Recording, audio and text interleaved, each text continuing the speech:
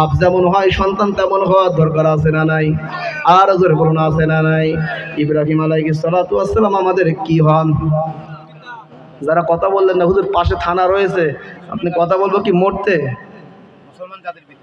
ইব্রাহিম আলাইহিস সালাতু ওয়াস সালাম আমাদের কি হন? আর জোরে বলুন কি হন?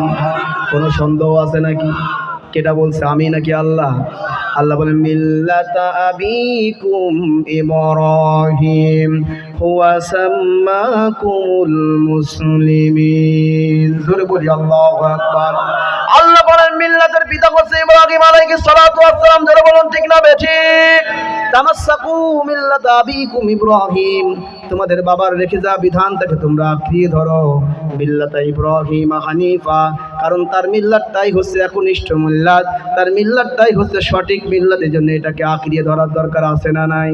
তাহলে ইব্রাহিম আলাইহিস সালাতু ওয়াস সালাম আমাদের কি